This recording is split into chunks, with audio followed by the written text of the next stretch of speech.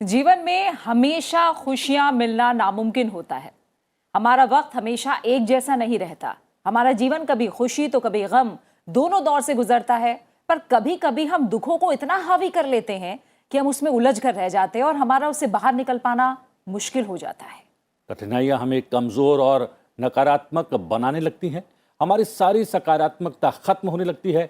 तब हम केवल उसी सोच में रह जाते हैं और कठिनाइयों से निकलने का रास्ता नहीं ढूंढ पाते और सफलता और सुख से मीलों दूर हो जाते हैं। बिल्कुल, इसीलिए धैर्य के साथ पॉजिटिव बनाए रखिए खुद को, लक्ष्य पर केंद्रित और खुद पर भरोसा रखकर बिना डरे सफल लोगों के जीवन से सीख लेकर आगे बढ़ते रहिए। हेलो इंडिया, मैं हूं प्रीति और मैं हूं प्रतिबिंब।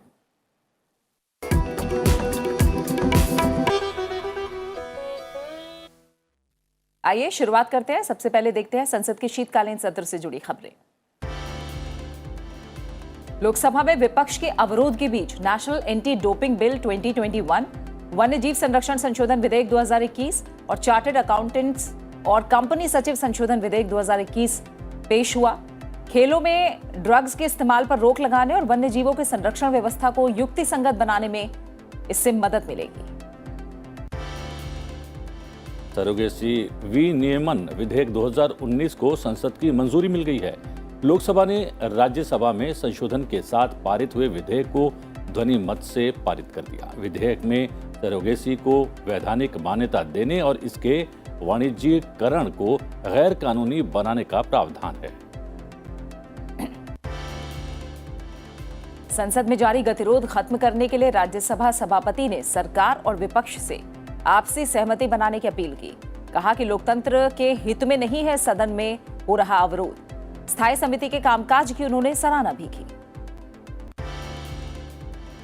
राज्यसभा में सभापति एम वेंकैया नायडू ने यूनेस्को की ओर से पश्चिम बंगाल के दुर्गा पूजा को विरासत का दर्जा दिए जाने के लिए देशवासियों को बधाई दी। उन्होंने कहा कि ये न सिर्फ पीढ़ियों से इस परंपरा को बनाए रखने की वजह से है, बल्कि बदलते समय के अनुसार इसे प्रासंगिक भी बनाया गया है। और संसद की खबरों के बाद अब बात कर लेते हैं देश भर की।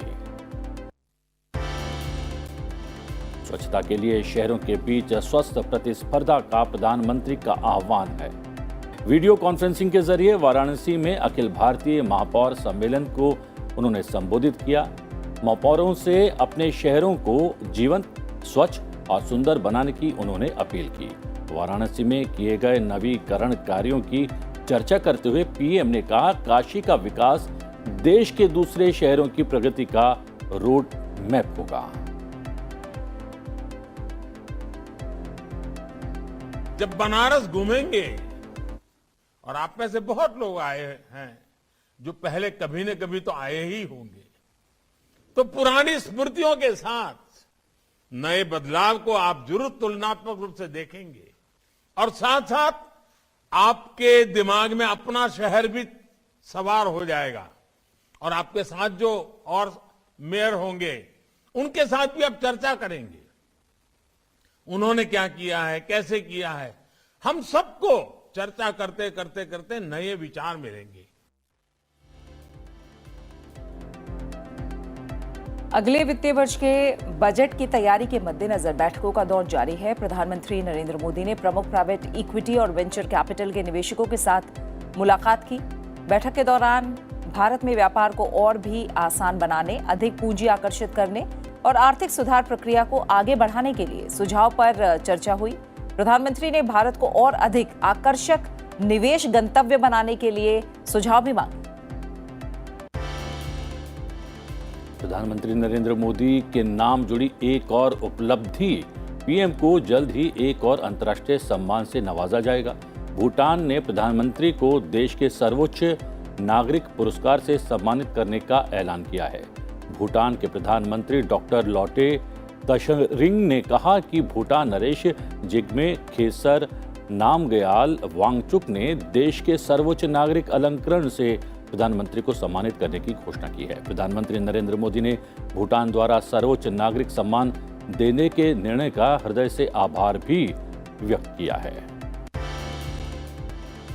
3 दिवसीय बांग्लादेश दौरे के बाद स्वदेश लौटे राष्ट्रपति रामनाथ कोविंद। बांग्लादेश की अपनी यात्रा के अंतिम दिन राष्ट्रपति रामनाथ कोविंद ने ढाका में पुनर्निर्मित रमणा काली मंदिर का लोकार्पण किया। 1971 के मुक्ति संग्राम के दौरान पाकिस्तानी सेना ने इस मंदिर को पूरी तरह से नष्ट कर दिया था। बांग्लादेश में भारतीय उच्चायोग के सहयोग से इस मंदिर का पुनरुद्धार किया गया है। उपराष्ट्रपति एम वेंकैया नायडू ने 4 पत्रकारों को विभिन्न श्रेणियों में केरलियम वी के माधवन कुट्टी पत्रकारिता पुरस्कार 2020 से सम्मानित किया है।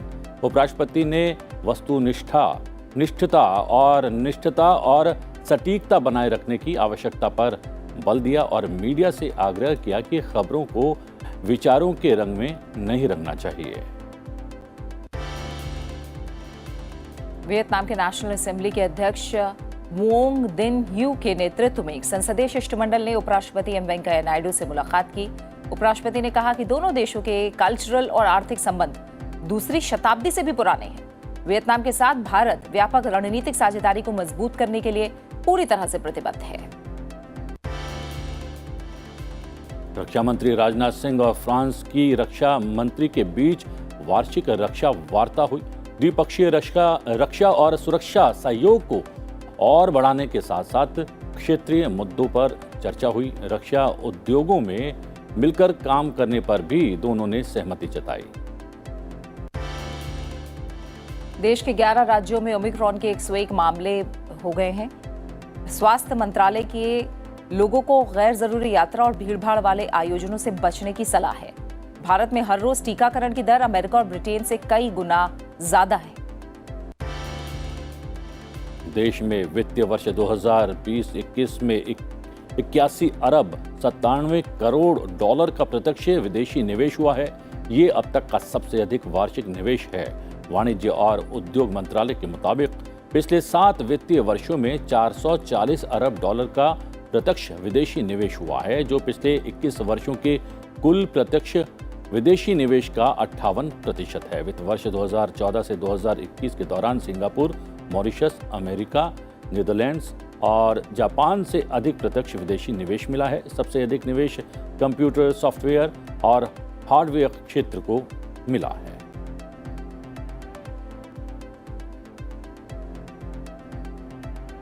और आइए अब देख लेते हैं देश के चारों कोनों से राज्यों से आ रही बड़ी खबरें।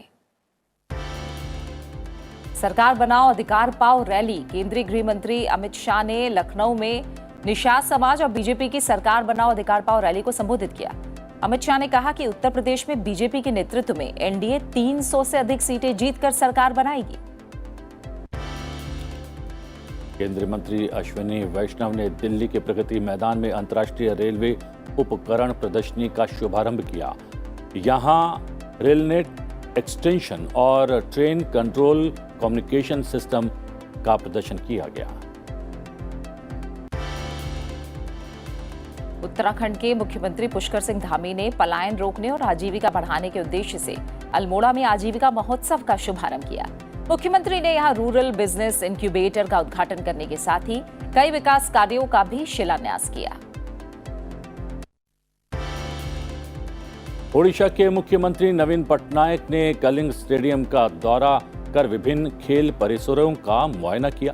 साथ ही उन्होंने राज्य के विभिन्न इलाकों में बनने वाले 89 इंडोर एक्टिविटी केंद्रों की भी आधारशिला रखी। इन्हें 2 साल में तैयार किया जाएगा। पश्चिम बंगाल में कोलकाता नगर निगम के लिए चुनाव प्रचार थम गया है। यहां 19 दिसंबर को मतदान है। मतदान की तैयारियां तेज कर दी गई हैं। सभी मतदान केंद्रों पर सीसीटीवी लगाए गए हैं। हालांकि राज्य चुनाव आयोग ने केंद्रीय बलों की तैनाती की मांग को खारिज कर दिया है। सुप्रीम कोर्ट की बेंच ने मध्य प्रदेश में स्थानीय निकाय चुनाव में ओबीसी के लिए आरक्षित सीटों पर चुनाव प्रक्रिया पर रोक लगा दी है। कोर्ट ने चुनाव आयोग को सामान्य वर्ग के लिए सीटों को फिर से अधिसूचित करने का निर्देश भी जारी किया है।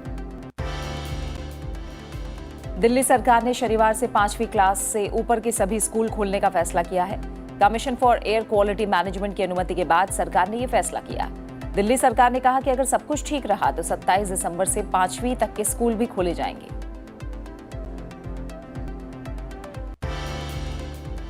केरल के कोट्टयम में बर्ड फ्लू के 3 मामले सामने आए हैं। इसके बाद से 3 जिलों में मुर्गियों और दूसरे पक्षियों को मारने का काम बड़े पैमाने पर शुरू कर दिया गया है।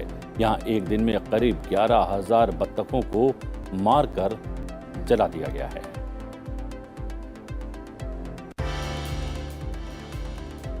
कर्नाटक विधानसभा के पूर्व अध्यक्ष और कांग्रेस विधायक के.आर. रमेश कुमार ने महिलाओं को लेकर की गई आपत्तिजनक टिप्पणी के लिए माफी मांग ली है। उन्होंने कहा कि मेरा इरादा जघन्य अपराध को छोटा दिखाने का नहीं था, बल्कि एक बिना सोची और समझी की गई टिप्पणी थी। उन्होंने कहा कि मैं आगे से अपने शब्दों को सावधानी से सबके सामने रखूंगा। विधानसभा में चर्चा के दौरान उन्होंने बेहद आपत्तिजनक और असंवेदनशील टिप्पणी की थी, जिसके लिए उनकी आलोचना हो रही थी। और अब दुनिया भर की खबर लेते हैं, दुनिया से जुड़ी खबरों को लेकर। अमेरिका की ओर से जारी 2020 कंट्री रिपोर्ट्स ऑन टेररिज्म में पाकिस्तान की आतंकवाद को लेकर कड़ी आलोचना की गई है। रिपोर्ट के अनुसार भारत को निशाना बनाने वाले आतंकी समूहों को पाकिस्तान ने अपनी धरती पर पनाह दी है। भारत में कई हमले करने वाले आतंकी समूह पाकिस्तान से ही संचालित होते रहे हैं। आतंकियों के खिलाफ ठोस कदम नहीं उठा रहा है पाकिस्तान और भारत की सुरक्षा एजेंसियों को बताया कारगर। जापान के ओसाका शहर में एक बड़ा हादसा हुआ है। एक इमारत में आग लगने से 27 लोगों की मौत हो गई। जापान के चैनल AHK के मुताबिक JR ओसाका स्टेशन के पास एक 8 मंजिला इमारत की 4थी मंजिल पर आग लगी। घटना में 28 लोगों के हताहत होने की आशंका है, जिसमें से 27 लोगों के हृदय और फेफड़ों ने काम करना बंद कर दिया, जिससे उनकी मौत हो गई। आग ने इमारत के बड़े हिस्से को अपनी चपेट में लिया, जिससे इमारत को भी काफी नुकसान होने की आशंका है।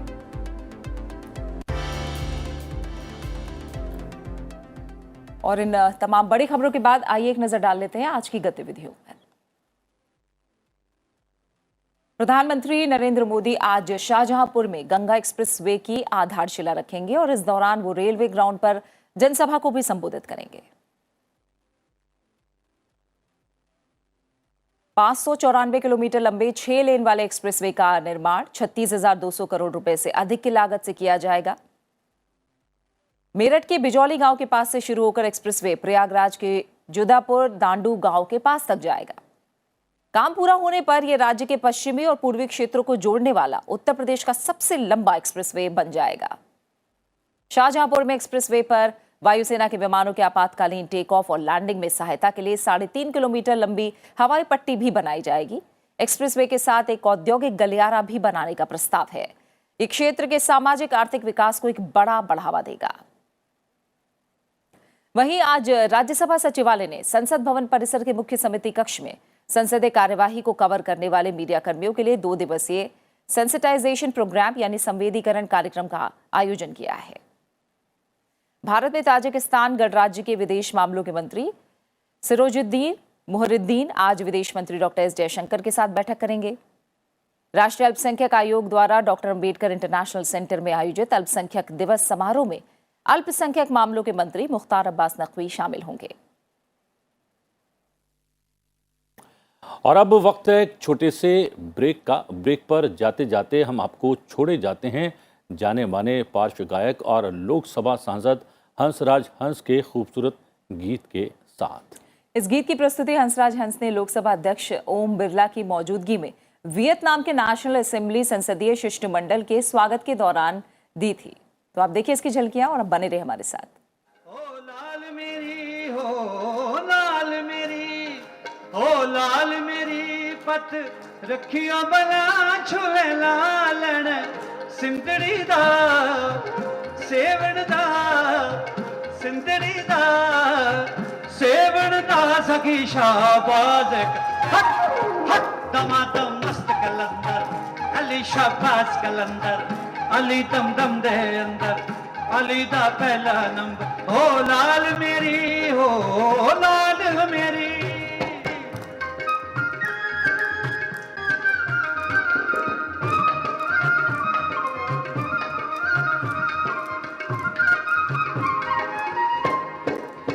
सिंदड़ी दा सेवण दा सिंदड़ी दा सेवड़दा सग शाबाज कल हक हक दमादम मस्त कलंदर अली शाबाज कलंदर अली दम दम दे अंदर दमादम मस्त कलंदर दमादम मस्त कलंदर दमादम मस्त कलंदर दमादम मस्त कलंदर दमादम मस्त कलंदर दमादम मस्त कलंदर दमादम मस्त कलंदर दमादम मस्त कलंदर दमादम मस्त कलंदर दमादम मस्त कलंदर दमादम मस्त कलंदर ए लाल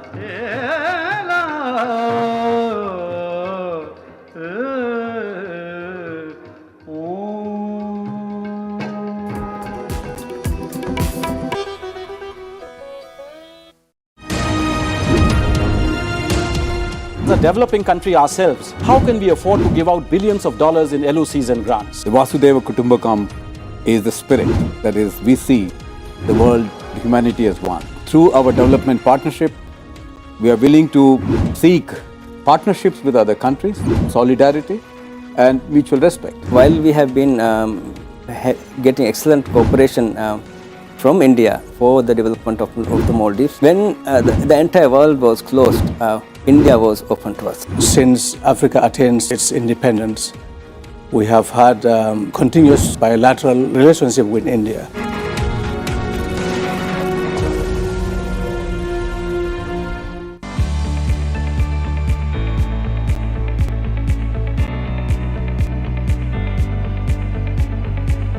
गति शक्ति के पीछे प्रधानमंत्री जी का विजन है हम किस तरह से एक इंटीग्रेटेड वे में इंफ्रास्ट्रक्चर को डेवलप करें। कमांड सर्किट की अगर मैं बात करूं, इस तरह के सर्किट्स पर भी रेलवे काम कर रहा है। व्यक्ति आराम से ट्रेन में जब बैठे उसके माइंड में ये टेंशन नहीं हो कि मैं वहाँ पे उतरूँगा, देखने जाऊँगा, कहाँ टिकट लूँगा, कौन सी टैक्सी पकड़ूँगा। बहुत ही कॉम्प्रिहेंसिव, बहुत अच्छा भारत गौरव का एक्सपीरियंस है।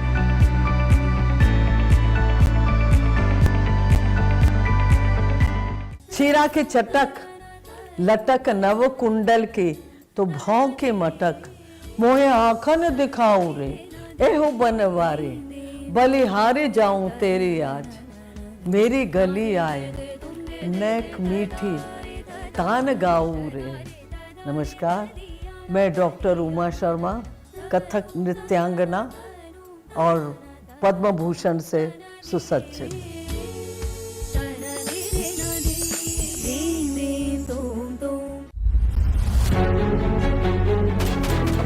You have to empower the front line. We need to put all the elements together, Army, Navy, Air Force.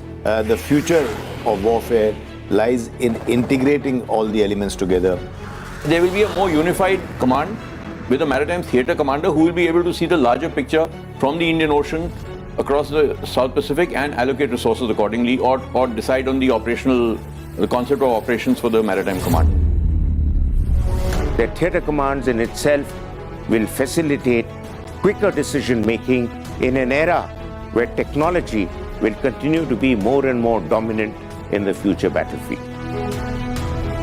Watch our special presentations in The Defenders only on Sunset TV.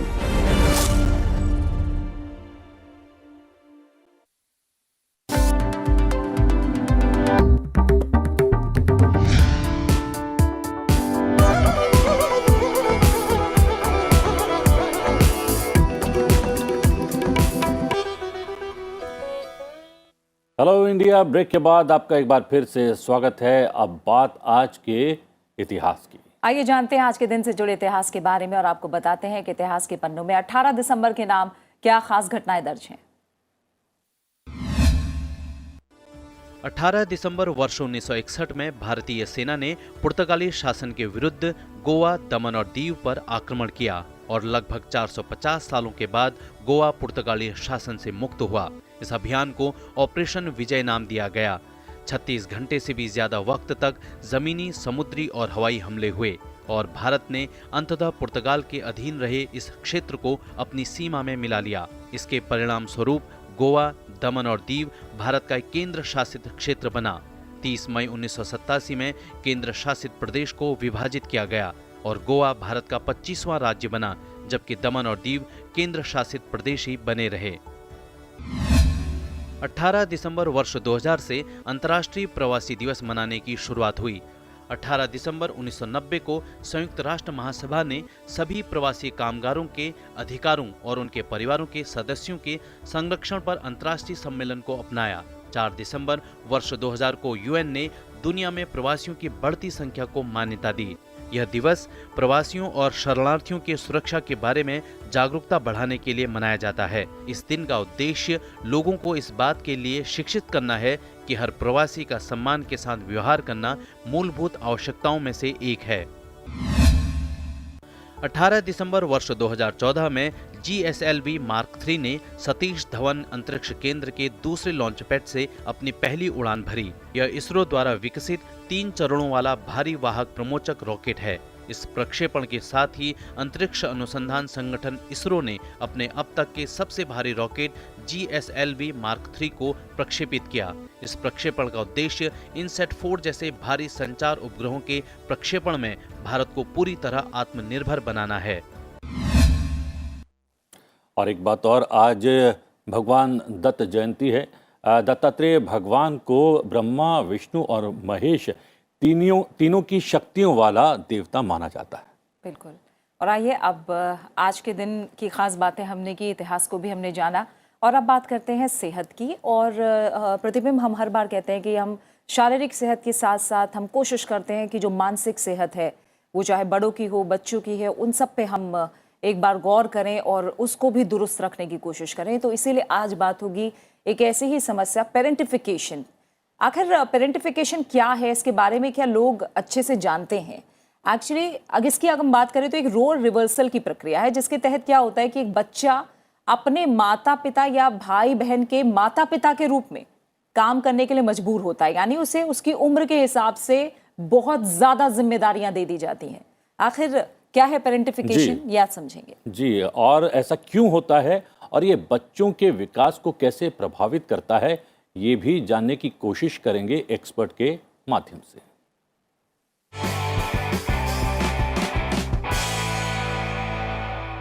आज मैं आपके साथ बात कर रही हूँ पेरेंटिफिकेशन की। पेरेंटिफिकेशन हम कहते हैं रोल रिवर्सल को, जहाँ पेरेंट्स रोल रिवर्सल कर देते हैं बच्चों का, जहाँ बच्चे पेरेंट्स बन जाते हैं। तो अगर बच्चों के घर में छोटे और बच्चे हैं तो हम बड़े बच्चे को कहते हैं कि तुम्हारे छोटे भाई बहन हैं, उनके तुम खाने का ध्यान रखोगे, उनकी ट्यूशन तुम देखोगे उनका कबर्ड साफ़ है या वो खेल कूद रहे हैं अपने फ्रेंड्स के साथ। तो जो हमारी रिस्पॉन्सिबिलिटियाँ, हमारी जिम्मेदारियाँ, वो हम अपने घर के बड़े बच्चे को दे देते हैं। तो ये जो हम जिम्मेदारियाँ बच्चों को दे देते हैं ये बिल्कुल ठीक नहीं है, क्योंकि वो भी तो 14-15 साल का बच्चा है अनुभव, उसकी भी तो एक ग्रोथ है, एक डेवलपमेंट है। तो कई बच्चे बहुत ही अंडर प्रेशर हो जाते हैं, अंडर स्ट्रेस आ जाते हैं जब उनको हम ऐसी जिम्मेदारियां देते हैं।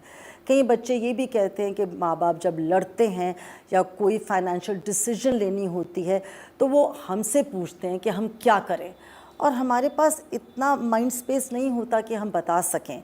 और स्पेशली लड़ाई के टाइम माँ बाप कहेंगे तुम बताओ कौन सही बोल रहा है, किसके साइड पे हो तुम। तो बच्चों के लिए बहुत डिफ़िकल्ट हो जाता है ये साइड लेना।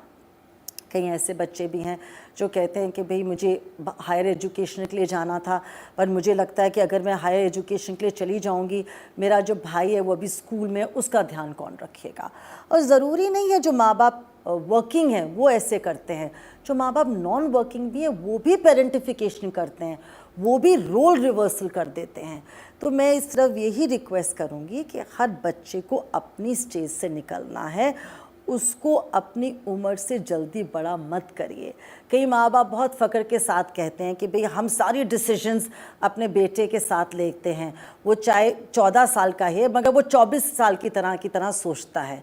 तो आप उसे इस तरह सोचने के लिए मजबूर मत करिए, उसको अपनी डेवलपमेंट में जाने दीजिए, उसकी पर्सनालिटी डेवलपमेंट में जाने दीजिए, क्योंकि हर बच्चे को अपनी एज और स्टेज के साथ ग्रो होना ज़रूरी है, जिससे उसकी पर्सनालिटी स्ट्रॉन्ग हो और अपने वो पीयर ग्रुप के साथ ही बड़ा हो, ना कि वो एक माँ बाप बन जाए अपने ही माँ बाप को। तो इसलिए हेल्दी लाइफस्टाइल रखने के लिए, मनोवैज्ञानिक संतुलन घर में ठीक रखने के लिए हमें इसका ध्यान रखना है कि हम पेरेंटिफिकेशन में ना चले जाएं। आप अपना और अपने परिवार का ख्याल रखिए। और 14-15 बरस के बच्चों को दोहरी चुनौती का सामना करना पड़ता है कहीं ना कहीं प्रीति। कई बार उसे कहा जाता है कि तुम तो अभी छोटे हो, बच्चे हो, और कई बार कहा जाता है कि तुम बड़े हो गए हो, अभी छोटों की तरह व्यवहार क्यों कर रहे हो। तो वो थोड़ा सा परप्लेक्स हो जाता है इसको लेकर। बिल्कुल, और ऊपर से इस तरह की जिम्मेदारी देना, हो सकता है कई लोग इसको कोई मुद्दा मसला ही ना समझते हों, और कई बार ये कहकर टाल दिया जाता है कि नहीं हमारा बच्चा समझदार है, सब कुछ कर लेगा। जी, और शायद हम में से भी बहुत सारे ऐसे लोग हैं जो इस विषय को बहुत बड़ा मुद्दा नहीं मानते। और अब नजर डाल लेते हैं संसद टीवी पर आज प्रसारित होने वाले कार्यक्रमों पर। हेलो इंडिया के बाद आप देख सकते हैं सुबह 10 बजे से हमारा विशेष कार्यक्रम डिप्लोमेटिक डिस्पैच। शाम 7 बजे मुद्दा आपका। 7:30 बजे आप देख सकते हैं कैबिनेट के अहम फैसलों पर खास बुलेटिन कैबिनेट दिस वीक। रात 8 बजे आज की खबर। 8:30 बजे देखिए संवाद, जिसमें आज बात होगी अश्विनी वैष्णव से। रात 9 बजे द डिफेंडर, जिसमें बात होगी थिएटर कमांड। 9:30 बजे आप देख सकते हैं पर्सपेक्टिव।